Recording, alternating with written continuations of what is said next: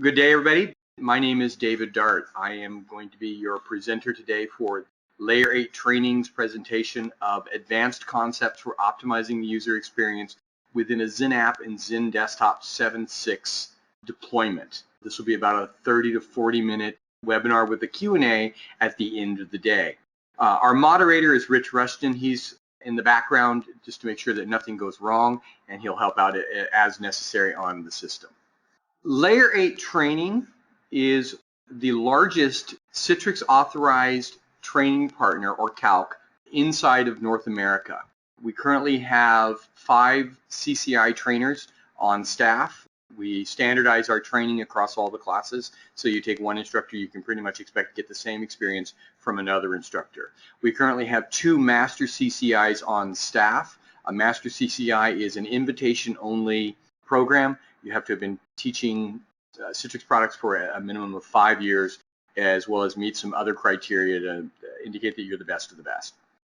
One of the things that we do, and we're currently doing right now, is we collaborate directly with Citrix for the development of the courseware that you take. With the XenApp and the XenDesktop 7.6 environment, the NetScaler and mobile, we've been very much involved in the creation of the courseware that you would take. We also have classes in VMware, Checkpoint, Juniper, Red Hat, etc. This particular webinar is being offered to introduce you to a new course that you can purchase without dedicating a large amount of time to a class. There are 2 new classes that are coming out that are 2-day classes. This is the CXD 301 and the 302. Today we're going to talk about the 301, which is the optimizing the environment. Now, if you purchase any Layer8 training class by the end of April of this year, you can get a 10% discount off of a regular price of a class, or you can get a $200 Amazon.com gift certificate. Today, we're going to look at optimizing the user experience inside of the XenApp and XenDesktop 7.6, 7.7 environment for your system. With this one, we're looking at 4 areas: before they log on, when they log on, what they see after they log on, and the experience they get once they're getting a session. And it can be broken up into configuring the seamless Citrix Receiver installation, what they're going to see when you go through StoreFront, or NetScaler for that matter, how we're going to optimize their logon process so that once they are within a session, they get a positive experience and you're not generating help desk calls all day long, making you guys work. And then how we can optimize our HDX graphics and delivering multimedia.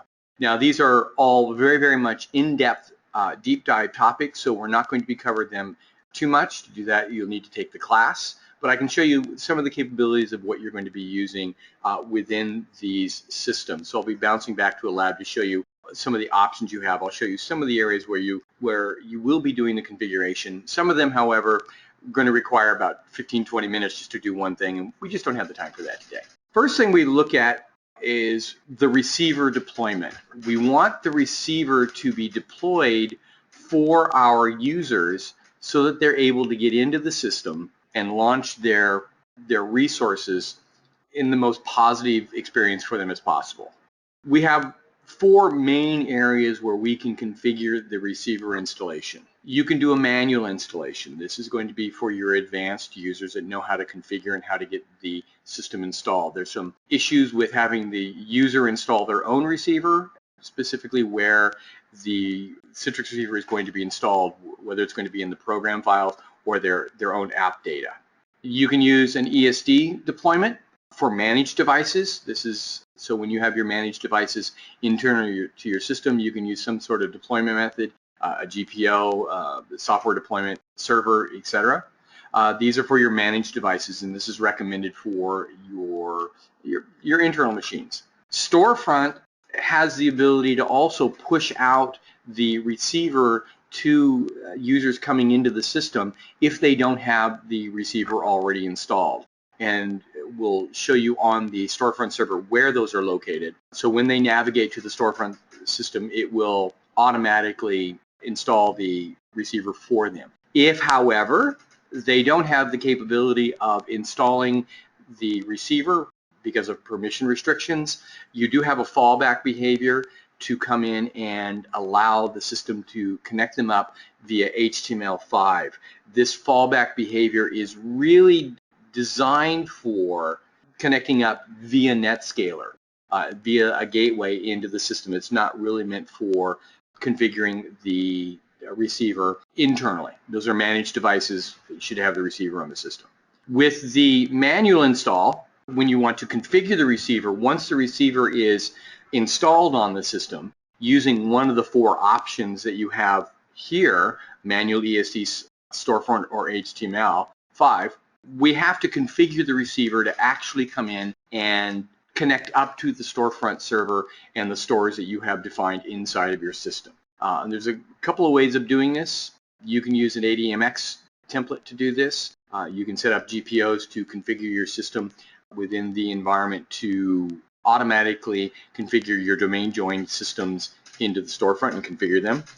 We can use email-based discovery. With this option, when the user gets into the system, it will prompt them for the appropriate configuration settings for the store. They can either use the email-based discovery, or they can put in what's called the base URL for your system. If you've worked with StoreFront, you're familiar with this. Either one of the configuring the email or the system requires the user to do something on their behalf. So you run the issue of them doing typos and, once again, generating those help desk tickets.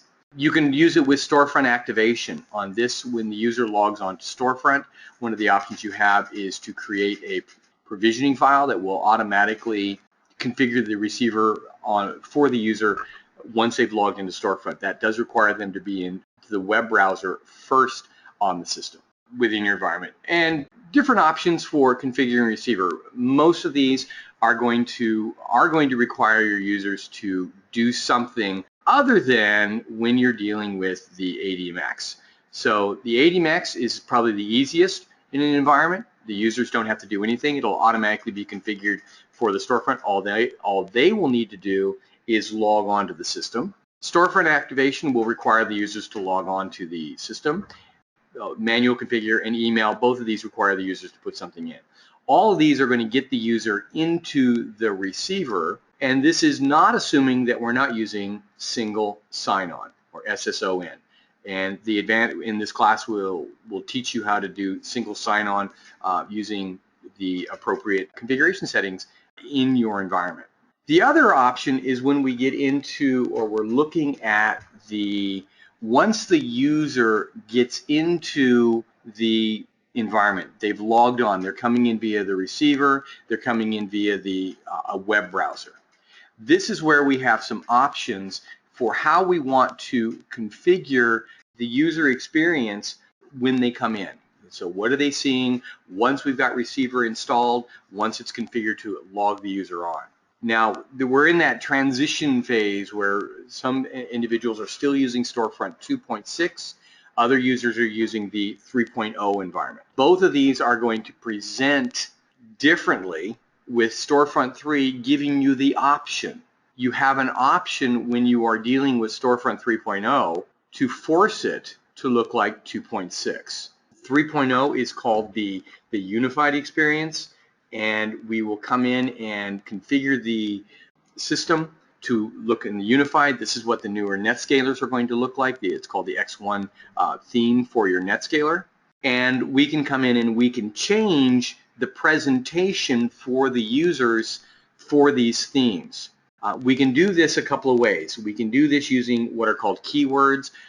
We can also change the background. So I'm going to go into my StoreFront server on my system, see if it's going to let me get in there.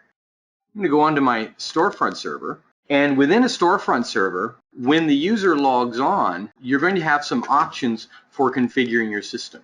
We have two areas inside of StoreFront, the receiver for web and the stores, that are going to allow you to make changes to your environment.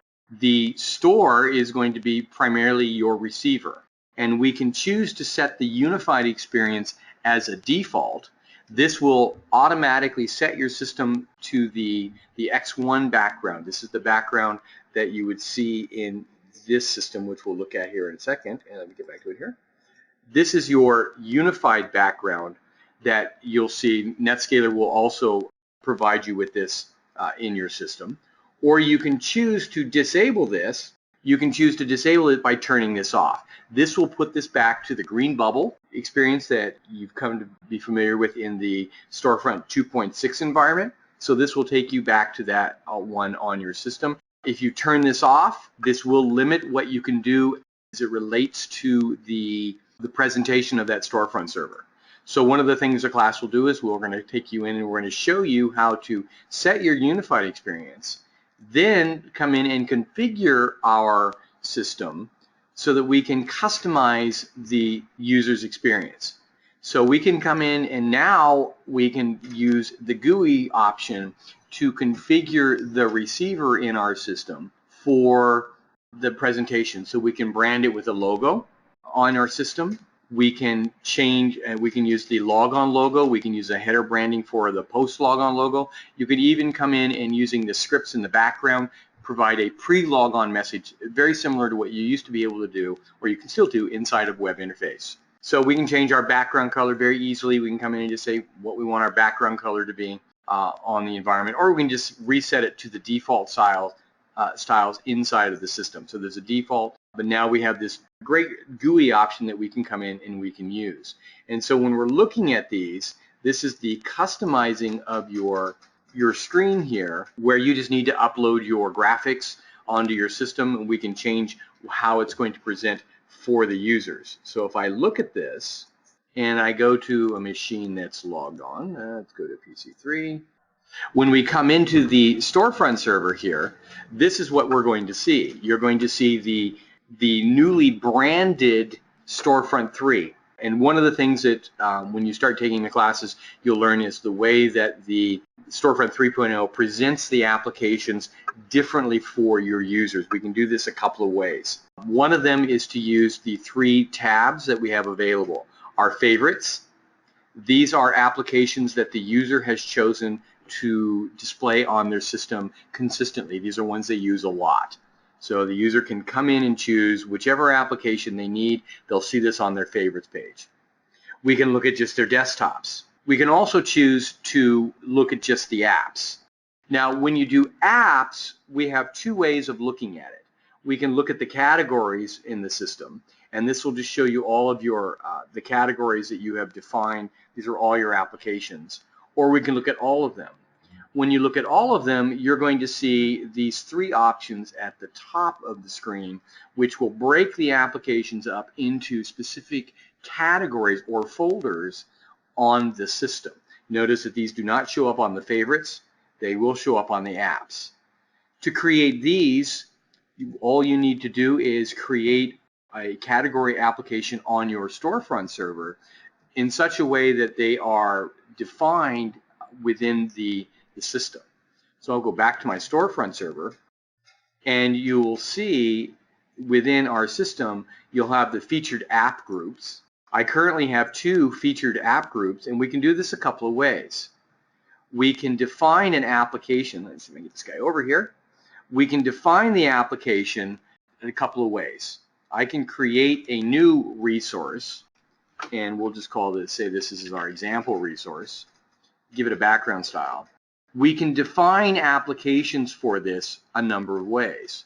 We can define it by a keyword, and we can define our own keywords. We can do an application category, or we can do an application name.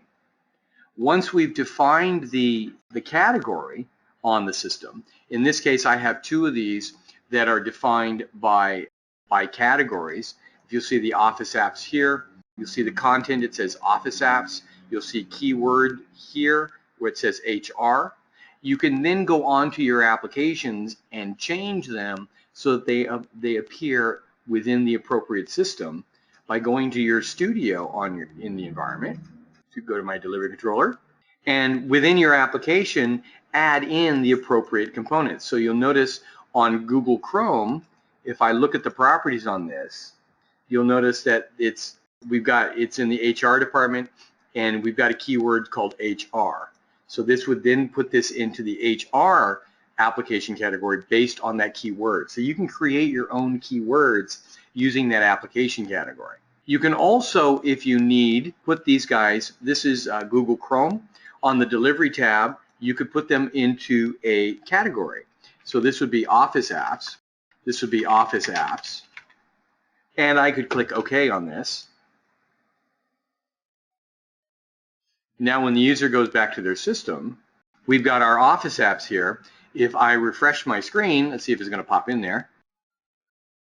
If I go to my apps, it should show up. It may take a minute for my Office. There it is. Notice under my Office productivity, notice that now I have Chrome listed on the Office apps within my system. So now I've added in the system based on the applications by creating a keyword. We can also use some additional keywords that you may already be familiar with. These are the keywords that you would see on the delivery controller. These are the predefined keywords, and these are going to impact how the application is going to show up on the favorite screen. So for instance, if I needed Adobe Reader, I needed this to be pre-subscribed, I could come in on my system here and put in a keyword, and I could auto-subscribe them. And this would then allow the system would auto-subscribe the application for the user.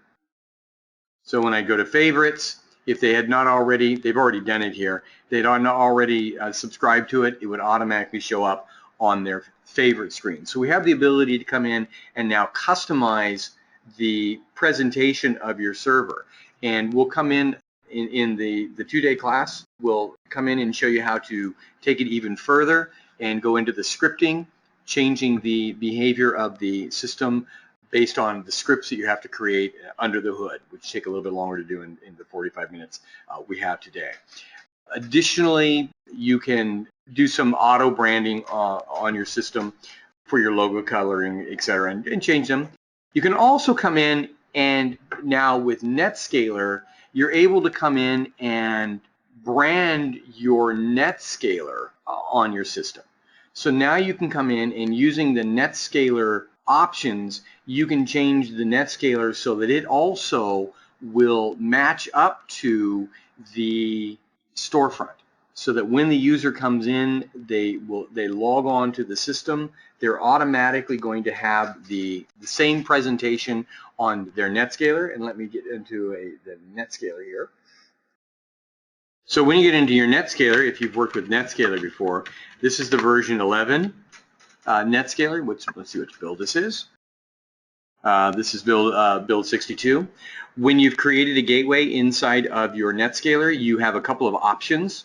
When you look at your NetScaler, some of the options you have is you can change the portal theme. The portal theme allows you to come in and change the color. So we currently have some portal themes on the system here. So you can change your portal theme inside of your environment as necessary.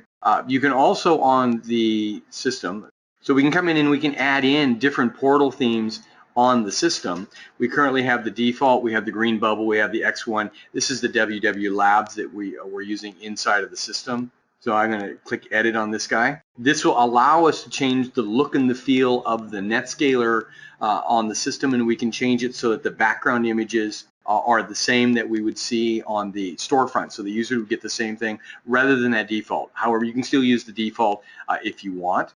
We can change the background color. We can bring in specific graphics for the background image. We can put in logos, watermarks, change the font. So this is a new feature in the 11 version that allows you to look at this and configure these guys according to what you want. We can look at the login page. So we can look at the way the system's going to come in, which login page we want. We can choose the form title. So rather than please log on, we can change that. We can also change the way that the password field is identified within the system. So you have options now when you're presenting the NetScaler inside of the system for your users. So this is one of the advanced optimizations that you have. An additional thing you have is this end user license agreement. The end user license agreement allows you to bring in that pre-logon on your system. So we can add in a license agreement and put it in a language. and create it, and this will then be attached to the gateway when the user comes into the gateway. So now the system's going to have a license option. So I'll go over and we'll log on here. So we have the option of coming in and saving this. Then when the user navigates to the gateway, when the user gets into, this is the gateway, I'll go ahead and refresh this. Notice that now we have a log on here that says, you know what, I need to log on and I can come into the system and it will then pass me through. I see I have a couple of questions. I'll get to these questions at the end of the, once I'm done here in just a few moments. So we have the option to coming in and configuring our NetScaler so that it looks just like what our users would normally see when they get into, say, StoreFront. So we have these options, changing the font, bar color, etc. If you need to, you can come in and you can create a welcome prompt for your end users. This one has to be done at a script file, so we need to come in and modify a script file to add this one. This one's not as as straightforward as going into the GUI and adding this one. So this one would be controlled via a scripting option, so a little more advanced. We've got the resources that we can use inside of the system, so this will allow you to come in and organize your resources by favorites, desktops, and apps, or use the keywords. Branding the NetScaler. These are going to be stored in the var NetScaler logon themes folder. You can create your own or use the pre-existing NetScalers. Then we have the featured apps, which I showed you how to use. You can do the featured apps either by application category, which is created on each application, or by keywords, which you would define inside of StoreFront for the application category. And so this would create us our application categories that, depending on how you're displaying your screen, will show you what you have. With the user logon optimization, once they've logged onto the system, some of the newer features you're going to see in 7.6 and 7.7, you have the capability of doing session lingering and session pre-launch. With these particular features within the system, what you're looking at is a return of what we already had inside of XenApp 6.5.